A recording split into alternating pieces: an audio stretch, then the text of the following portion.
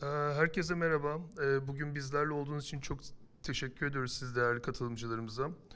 Ee, Bugünü foton olarak hem son tüketicileri hem de enerji şirketlerini bir araya getiren bir aktivite olarak planladık ve kapalı bir aktivite olarak planladık.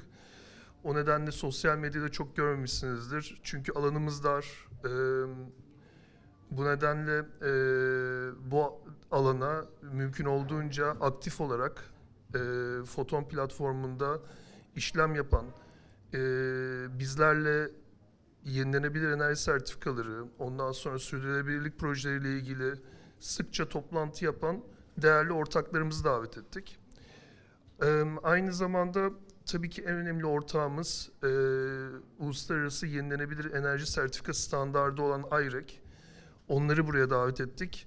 Onlar size sunum yapabilsin, onlarla da sorularınızı paylaşabilin ve güzel bir network oluşturalım diye. Sözü ilk önce IREC ekibinden Oleg'e vereceğim. Oleg bize IREC'in geçmişi, bugünü ve geleceğini anlatacak. Oleg'den sonra Jared, her konuşmacı kendisini tanıtacaktır zaten. Jared özel konulara girecek. Yeşil hidrojen, sınırda karbon düzenlemesi gibi. Birinci bölümün sonunda yurt dışından Argus Medya bizlere Avrupa Birliği'ndeki yeşil sertifikaların ticaret hacmini ve raporunu aktaracak. Daha sonra da ben Türkiye'deki yeşil sertifika hacimlerinden bahsedeceğim. İkinci bölümde öğle yemeğinden sonra Evident ekibi IREC'in, zaten şimdi Oleg de aktaracak, IREC'in registrisini, yani kayıt sistemini yazan ekip. Onlar bu kayıt sistemlerinin öneminden bahsedecekler. Çünkü bu da çok önemli. Yarın bir gün diğer karbon sistemlerini anlamamız için bunların kayıt sistemlerinin nasıl olduğunu, işleyişini ve vizyonunu anlamamız lazım. Daha sonra Travis ile beraber karbon offsetleriyle karbon removal dediğimiz karbon saklama teknolojilerinin nasıl birbirinden ayrıştığını konuşacağız ve en son oturumda aslında bütün bir günü sizlere aktaran bir tartışma yapacağız. Ve burada da sizin sorularınıza yer vermeye çalışacağız. Umarım keyif alırsınız. Sözü Oleg'e bırakıyorum. Hello. Günaydın, ladies and gentlemen. It's very nice to see such a full room of interested people, market participants. My name is Oleg. I come from the IREC Standard Foundation. IREC Standard Foundation is based in the Netherlands, so we came here today to Istanbul to join you for this event and share with you some great developments that we've been seeing all across the IREC markets around the world, but also specific developments that have been happening with the IREC infrastructure and system. I'll start with actually giving a bit of a praise to all of you for showing a very interesting and vibrant market. You might not know it, but people and other countries are noticing. I'm the regional director for Central Asia and some countries in the Middle East, and it's not uncommon for me to receive inquiries from Kazakhstan or Azerbaijan quoting the developments in Turkey as an example that they want to follow. So that's my praise for you as market participants and to Foton and Can in the first place. I will give you a short presentation, an introduction into the IREC standard and some of the developments that have been happening globally, but also with our products.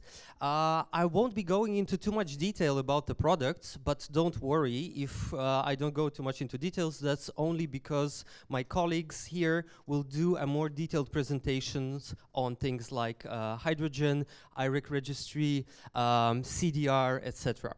So I'm not sure about the particular, let's say, knowledge regarding certificates in the room. That's why I thought it would be really nice to go through the basics really quickly, how certificates function, how the system works, and then I'll get to the developments and the growth part. So this is the grid. This is how it looks without tracking. We have a grid, we have different sources of energy, some renewable, some not. Without a tracking instrument, there is no way to say what energy is coming from what source because it's mixed in the grid. That is why certificates as a system, as a mechanism, were developed for end consumers to be able to claim the origin of the electricity that they are consuming. That is why we are using certificates. In the ideal situation and in the future, this has already been happening in some countries around the world. We would like to see that all the sources of energy are certified. So not only the renewable energy is getting a certificate, but also fossil fuels, nuclear, etc., so that the end consumers are fully aware of what kind of electricity they are consuming. That means they will make proper decisions regarding their power consumption later on. Next slide, please. So this is exactly it. Electricity is a homogeneous product. Gray or green does not really exist unless we track it. That's why we use the tracking instruments, and that's why the end users using these instruments are able to claim these parts and to make certain claims about them buying the electricity. Buying renewable energy has different ways.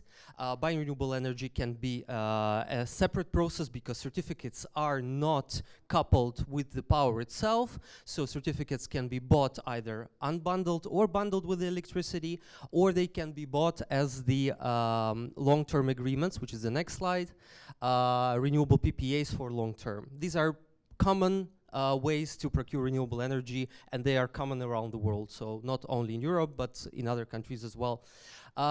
In the end, who uses certificates? Well, companies who care for their carbon footprint, specifically their carbon footprint of the energy they consume. These are countries that report with voluntary standards like CDP. These are companies that are using GHG protocol as a measure to calculate their carbon footprint. These are companies that are part of voluntary organizations like RE100 that wants to go into 100% renewable energy. These are some of the major stakeholders around the world that you might be working with already or know them. These are some of the examples. Next slide, please. And in the end, why and how? This looks weird, but anyway, the point is why we need this. We want the renewable energy sources having an extra boost, extra motivation, extra income source to be developed to have a bigger presence in the grid. And this is how it looks like today. So on the map, you can see the current separation by regions of how the certificate systems have developed around the world. On the left side, you see the US as one homogeneous market. You see EU, which is using guarantees of origin. In the US, they are using RECs. And the blue countries are the countries of the IREC standard present. So these are three major renewable certification standards around the world. These are some examples of how it looks, for example, in the US. So it might be interesting for you to know that there are also several issuers in the US. They are carved by states.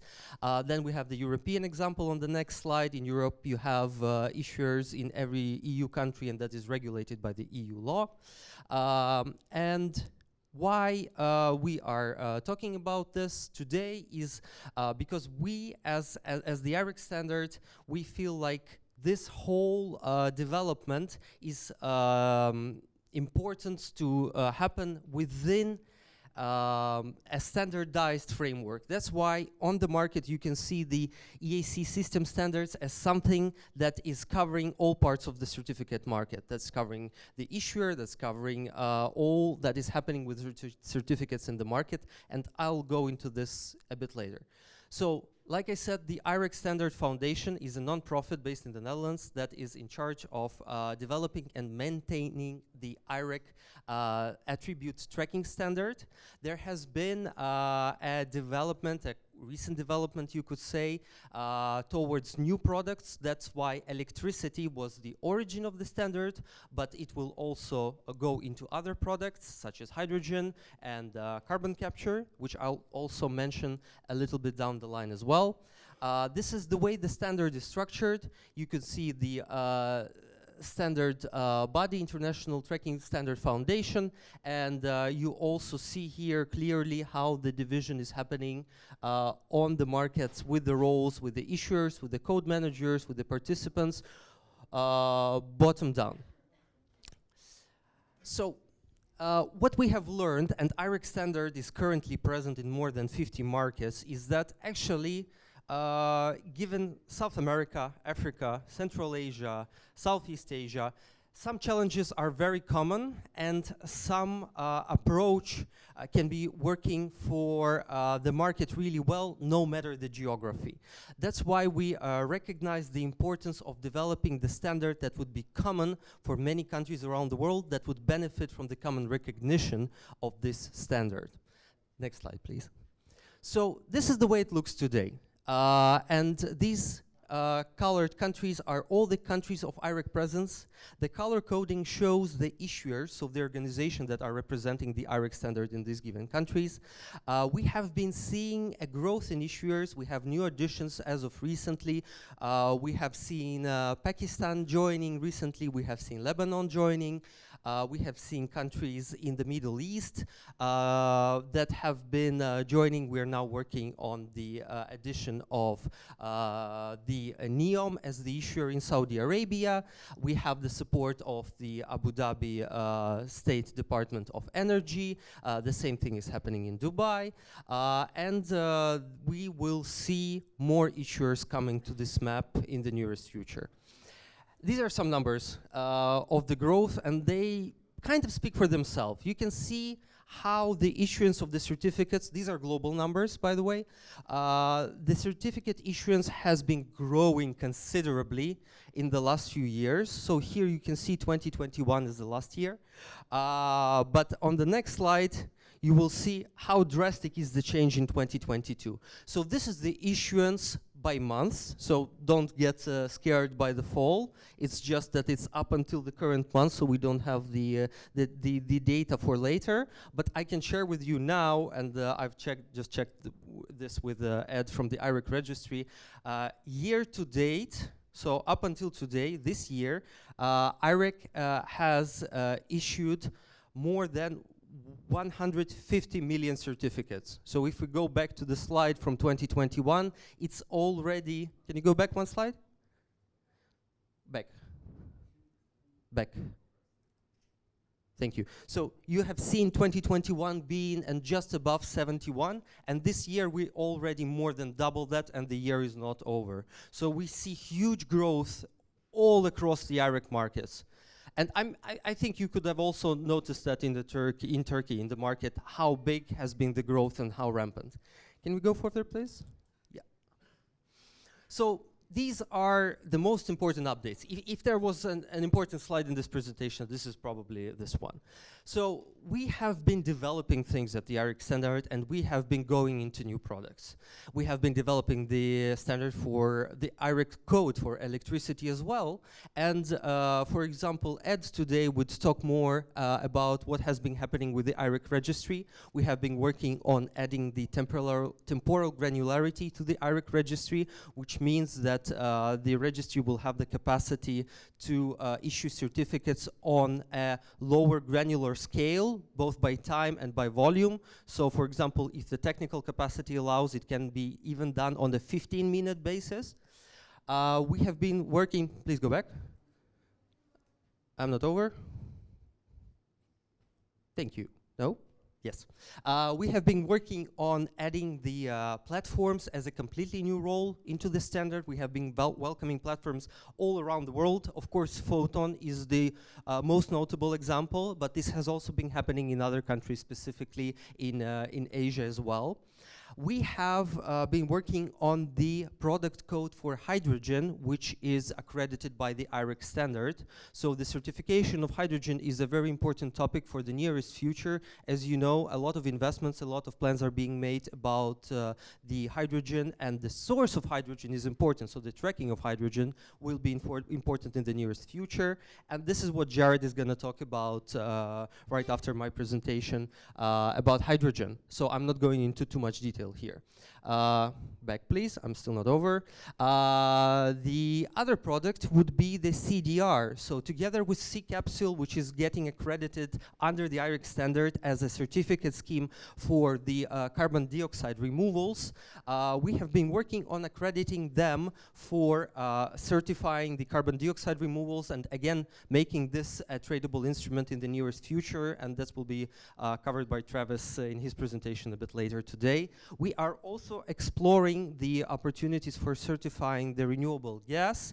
It has not been in the focus as much as hydrogen and carbon dioxide removals, but that's also something we're considering in the near future. I just wanted to show you the example of CBAM as a challenge and an opportunity in future. So Jared will cover CBAM in detail in his presentation, but all the challenges that we see in future, such as carbon border adjustment, so carbon taxes all around the world, are the challenge for countries that rely on exports, that rely on proving the source of the energy that they're using for the production of their goods, but it's also an opportunity for the industry to develop proper mechanism to prove this source, no matter the country, no matter the country or the block that the export is going to. So IREC Standard Foundation has been working closely with the CBAM committees into providing feedback as how we see best to handle the carbon tax related to the carbon footprint of the energy from the countries where the EU is getting exports from. And this is actually something that will be important in the nearest future. So the claims, the energy claims related to specific commodities. We are talking about the future of commodities that use the energy, such as steel or aluminum or cement. So all of the commodities that are using the energy would require more and more development on the side of certification to prove the source of energy that was being used to produce those commodities. This is an example of aluminum that Jared will cover in his presentation as well, but that's just one example, and the commodities are many and the countries are many for which this would be important in the nearest future. We are organizing the first IREC Standard Conference in Bangkok in November this year. This will be the first global conference for all the IREC countries, all the IREC participants to join and hear more about global developments. It will be happening in Thailand, and some of the focus will go to the Southeast Asia, but there would also be global topics and the developments across the standard, as well as participants across all of the markets that I showed you before. So feel free to check this out. There is also a program already online, and you might find the sessions that you might want to visit and that might be worth it going to Bangkok for. This is where I would stop for now. This is just a general introduction. My colleagues would go into detail, but if you have questions already, I would be happy to take them. So feel free to ask any questions. John can facilitate if we need a bit of a translation or discussion. So I would leave you here.